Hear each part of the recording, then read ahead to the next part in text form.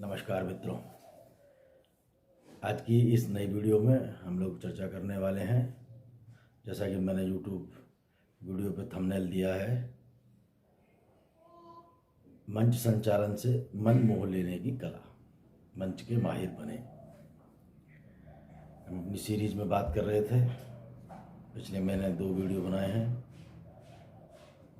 और ये मंच से संबंधित ये तीसरा वीडियो है, जिसमें हम सब लोग चर्चा करेंगे कि यदि आपको पब्लिक में बोलने के अलावा मंच संचालन का मौका मिले तो आप किस प्रकार से अपनी कला के माध्यम से लोगों का दिल जीत सकते हैं। तो मित्रों, मेरा मानना है कि मंच संचालन के लिए सबसे पहले आपके पास कार्यक्रम का शेड्यूल होना चाहिए कि आप मंच संचालन करते समय जब आपका कार्यक्रम प्रारंभ होगा तब आप सबसे पहले कौन सा काम करने वाले हैं, और फिर एक के बाद दूसरा, दूसरे के बाद तीसरा, तीसरे के बाद पूरा प्रोग्राम आपके पास एक साफ सुथरे कागज़ में मिनट टू मिनट लिखा होना चाहिए।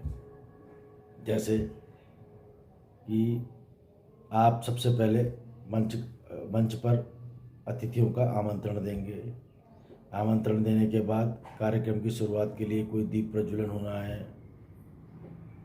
कहीं किसी महापुरुष के चित्र पर पुष्पांजलि अर्पित होनी है, पुष्पहार चढ़ाना है, और फिर उसके बाद उनका स्वागत सम्मान होना है, और फिर उसके बाद एक एक करके किन किन वक्ताओं को आपको बुलाना है। तो ऐसे कार्यक्रम का पूरा मैंने आपको एक मोटी मोटी रूपरेखा बताई है। उसके हिसाब से आप कार्यक्रम का पूरे का संचालन, आपके पास जो भी मंच संचालन करेंगे तो उनके पास वो एक कार्यक्रम का पूरा ब्यौरा होगा। मिनट टू मिनट का कार्यक्रम उनके पास एक साफ सुथरे कागज़ पे बहुत अच्छे साफ सुथरे शब्दों में लिखा हुआ होना चाहिए। जब आपके पास एक कार्यक्रम का पूरी रूपरेखा आपके पास तैयार है, उसके बाद अब आपकी यहाँ आपकी जो भाषा शैली है मंच से उद्बोधन की बहुत शालीन और शांत होगी, सभ्य होगी। पब्लिक और ऑडियंस से आपको अब भी कनेक्ट रहना है। आप सब लोग पधारे, आपका बहुत बहुत धन्यवाद है। आप इस कार्यक्रम में हमारे एक छोटे से आमंत्रण पर आप यहाँ पधारे और आपने इस कार्यक्रम की शोभा बनाई, आप इस कार्यक्रम के साक्षी बने। आपका बहुत बहुत स्वागत और अभिनंदन है इस कार्यक्रम में। इस कार्यक्रम में हमें इनका मार्गदर्शन मिलेगा। इस विषय पर इस कार्यक्रम में चर्चा होगी, आप सब लोग इसके सहभागी बनेंगे और आपको अपने विजन को सेट करने में इस प्रकार से इसका फ़ायदा होगा। कुछ कार्यक्रम की मोटी मोटी रूपरेखा उनके बीच में मंच संचालक को रख देनी चाहिए कि आज का कार्यक्रम किस प्रकार का है, क्यों रखा गया है, इसका क्या फ़ायदा है, क्या उद्देश्य इसका रखा गया है, आप लोगों को कैसे आमंत्रण दिया गया है और आप लोग यहाँ पधारे, आपका स्वागत सम्मान है। पब्लिक का कनेक्शन मंच संचालक और कार्यक्रम के प्रति इस भावना से बनता है।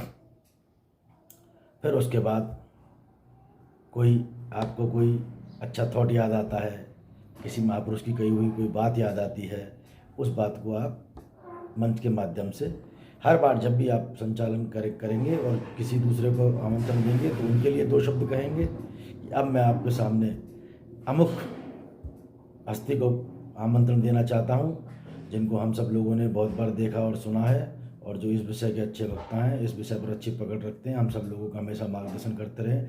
आज भी हमारे शॉर्ट नोटिस पर आप सब लोगों को उद्बोधन देने के लिए पधारे हैं। मैं बहुत स्वागत और सम्मान के साथ उनका इस मंच पर आमंत्रण करता हूं। अब वो हम सबको संबोधित करेंगे और आप सब भी बहुत बहुत बहुत तालियों की गड़गड़ाहट के साथ उनका मंच पर स्वागत करें, अभिनंदन करें। तो जो बोलने आने वाला है उसको भी लगेगा कि हाँ।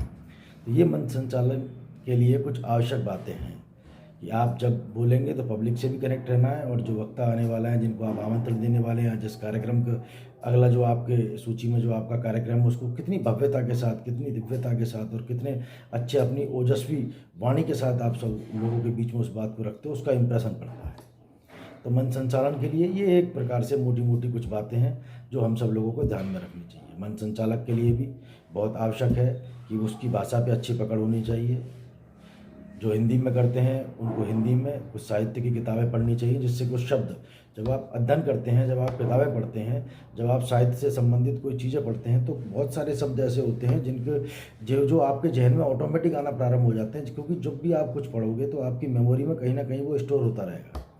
और जब कभी सिचुएशंस में उस बात की आवश्यकता आपको होगी, तो हो सकता है आप धारा प्रवाह नहीं बोल पाओ, लेकिन आपके पास उन शब्दों की क्योंकि बहुत सारे लोग बहुत धारा प्रवाह के साथ में अपनी बात रखते हैं, बहुत अच्छा मन संचालन धारा प्रवाह के साथ में करते हैं, और उनके पास शब्दों का ऐसा जाल होता है जो ऑटोमेटिक वो जो सिचुएशन के हिसाब से उनके दिमाग में चलता रहता है और मुंह से निकलता रहता है। तो कुछ चीज़ें होती हैं जो भगवान की कृपा से लोगों को प्राप्त होती है, कुछ चीज़ ऐसी हैं कि आप थोड़ा सा मेहनत करेंगे अपने ऊपर, अपनी स्किल को डेवलप करेंगे, तो आपके अंदर भी वो चीज़ें धीरे धीरे डेवलप होना प्रारंभ हो जाएंगी। अध्ययन आपको करना ही है, कुछ साहित्य भी आपको पढ़ना ही है। हिंदी में वाले हिंदी पढ़ेंगे, हिंदी अंग्रेजी वाले अंग्रेजी पढ़ेंगे। कुछ आप कविताएं, कुछ थॉट्स, कुछ अच्छे लोगों की जीवनियाँ, कुछ चीज़ें आप पढ़ेंगे तो आपको उनके कही हुई बातें कुछ कहने का मौका मिलेगा जो सिचुएशन के आधार पर सटीक बैठती हैं। तो अच्छा मन संचालक वो होता है जो सिचुएशन के हिसाब से कुछ अच्छी बातों को लोगों के बीच में रखे, जिनको लोग सुनना चाहते हैं, वो उस सिचुएशन पर सेट भी बैठती है, जो उन सिचुएशंस पे सटीक बैठती हैं, जो उस समय की परिस्थिति, उस समय के वातावरण पर जो चीज़ें सटीक बैठती हैं। मन संचालक का एक कर्तव्य है कि वो कुछ ऐसी ऐसी अच्छी बातें, अच्छे थॉट, कुछ अच्छी शायरी, कुछ अच्छी कविता ऐसे समय पे कहे जो उस सिचुएशंस पे बहुत सटीक बैठती हो। जैसे कोई वक्ता को आपने बुलाया, अब मैं आप सब लोगों के लिए ये कह देना चाहता हूँ कि हम सब लोग ऐसी महान हस्ती से रूबरू होने चाह रहे हैं जिन्होंने अपने जीवन का प्रारंभ बहुत संघर्ष के साथ में किया, और एकला चलो की नीति पर जो चलते रहे, और चलते चलते जिन्होंने आज ये मुकाम हासिल किया, उनके उद्बोधन से हमको निश्चित रूप से कोई ना कोई प्रेरणा मिलेगी। मैं इन शब्दों के साथ उनको इस मंच पर बुलाना चाहता हूँ कि अब आपके बीच में इस प्रकार की हस्ती आ रही हैं जिन्होंने अपने खुद के हाथों से अपना मुकद्दर लिखा है, और जो चलते रहे, कुछ बनते रहे, कुछ इस प्रकार की कुछ बातें आप उनके साथ में, आप जैसे चाहें उसके साथ में जोड़ते हैं। हर किसी को मुकम्मल जहाँ नहीं मिलता, किसी को जमी, किसी को आसमान नहीं मिलता, कुछ इस प्रकार की बातें आप उनके बीच में रख सकते हैं। और जब वो संबोधन करके जाएं तो उसके सब संचालक का ये भी दायित्व है कि वो उनके भाषण की कुछ अच्छी बातें उनके जाने के बाद भी रखेगी। अभी आप जिनको सुन रहे थे उन्होंने बहुत अच्छी बातें कही, हम सब लोग उन बातों से सहमत हैं कि आपने कहा कि इस प्रकार से देश में प्रगति होनी चाहिए, या आपने कहा कि इस प्रकार से आप अपनी स्किल को डेवलप करते हैं। निश्चित रूप से आपके उद्बोधन हम सबके लिए प्रेरणादायी हैं। हम उनसे प्रेरणा लेंगे और निश्चित रूप से अपना जीवन स्तर, अपनी स्किल को डेवलप करने के लिए भी काम करेंगे। तो ऐसे करके उनको जाने के बाद में भी उनकी बातों की, भाषण की कुछ अच्छी बातों को आपको मंच के माध्यम से रखना चाहिए, ताकि लोगों को कई के पास में वो बातें जाएं कि उन्होंने अच्छी बात क्या कही है, और अगले को भी लगे कि मेरी बातों को बहुत अच्छे ढंग से सुना गया है।